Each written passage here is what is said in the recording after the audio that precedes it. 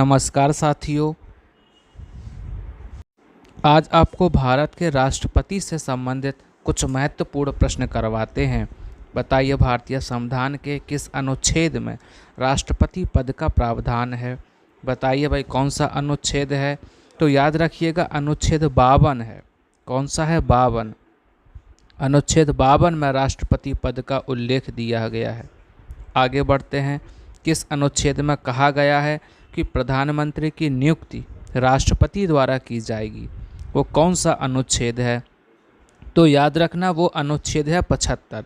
कौन सा है? अनुच्छेद 75 है। भारतीय संविधान के किस अनुच्छेद में राष्ट्रपति के कार्य एवं शक्ति का प्रावधान है? बताओ भाई, वो कौन सा अनुच्छेद है? तो याद रखना, अनुच्छेद 53 है। कौन सा है? 53 है।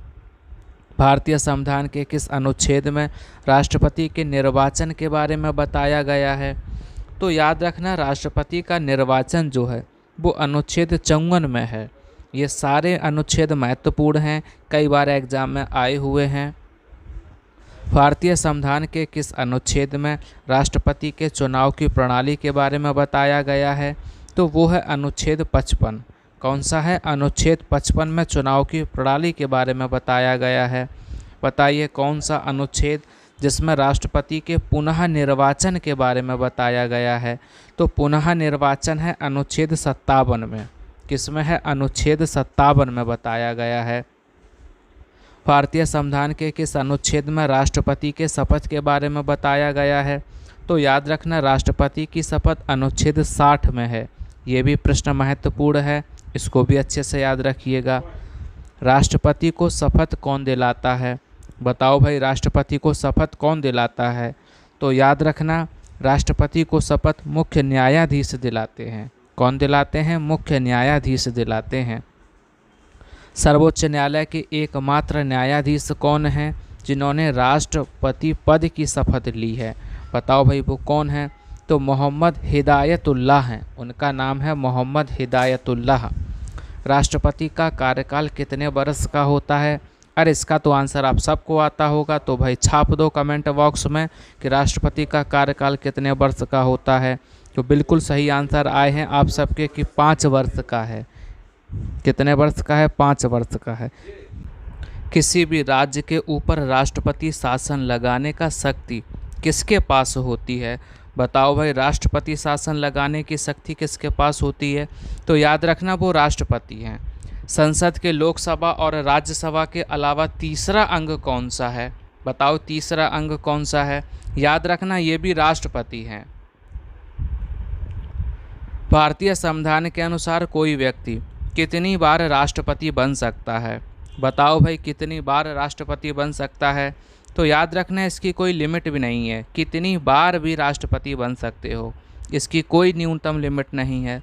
राष्ट्रपति पद के उम्मीदवार के लिए न्यूनतम आयु कितनी होनी चाहिए?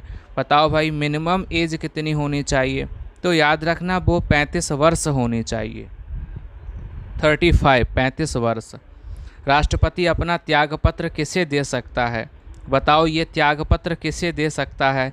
तो याद रखना, ये अपना त्यागपत्र उपराष्ट्रपति को दे सकता है। किसको दे सकता है? उपराष्ट्रपति को। किस अनुच्छेद के द्वारा राष्ट्रपति द्वारा राज्यों पर राष्ट्रपति शासन लगाया जाता है? बताओ भाई, राष्ट्रपति शासन कौन से अनुच्छेद के द्वारा लगाया जा सकता है? तो याद रखना, वो है अनुच्छेद 356 के द्वारा। संविधान के किस अनुच्छेद के अनुसार राष्ट्रपति असमान स्थिति में अध्यादेश जारी कर सकता है? तो वो है अनुच्छेद 123। क्या है वो? अनुच्छेद 123 है। भारतीय संविधान के किस अनुच्छेद में राष्ट्रपति के पदाविधि के बारे में बताया गया है? बताओ भाई, कौन है? तो याद रखना, वो है अनुच्छेद 56। अनुच्छेद 56 में बताया गया है। भारतीय संविधान के किस अनुच्छेद में राष्ट्रपति पद की योग्यताओं का उल्लेख बताया गया है? बताओ भाई, तो वो है अनुच्छेद 58। अनुच्छेद 58 में राष्ट्रपति पद की योग्यताओं का उल्लेख है। राष्ट्रपति उम्मीदवार के लिए निर्वाचित मंडल के कितने सदस्य प्रस्तावक होते हैं? बताओ भाई, कितने सदस्य प्रस्तावक होते हैं? तो याद रखना, वो है 50। कितने हैं वो 50 हैं। राष्ट्रपति उम्मीदवार के लिए निर्वाचित मंडल के कितने सदस्य अनुमोदक होते हैं? बताओ भाई कितने सदस्य अनुमोदक होते हैं? तो याद रखना वो भी हैं 50। कितने हैं वो? 50 हैं। संसद द्वारा राष्ट्रपति पर महाभियोग की प्रक्रिया कितने दिन पूर्व सूचना के बाद शुरू की जाती है? तो याद रखना वो है 14 दिन। कितने दिन पहले? 14 दिन पहले। राष्ट्रपति पर महाभियोग लगाने के लिए सदन के कितने सदस्यों का लिखित प्रस्ताव चाहिए होता है? बताओ भाई। तो याद रखना 1/4 सदस्यों का लिखित प्रस्ताव की ज़रूरत होती है। आइए आगे बढ़ते हैं। किसके हस्ताक्षर के बिना कोई कानून नहीं बन सकता? बताओ भाई कौन है वो? तो याद रखना वो है राष्ट्रपति। इनके हस्ताक्षर के बिना कोई कानून नहीं बनता है, याद रखिएगा। आइए आगे बढ़ते हैं। लोकसभा के प्रथम सत्र को कौन संबोधित करता है? बताओ भाई लोकसभा का जो प्रथम सत्र है इसे कौन संबोधित करता है?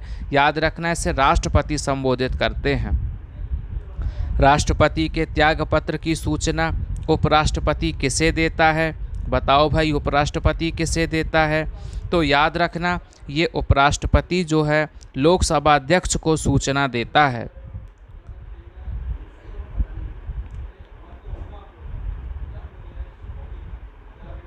चलिए आज की क्लास आपकी यहीं तक। आप सभी का बहुत बहुत धन्यवाद।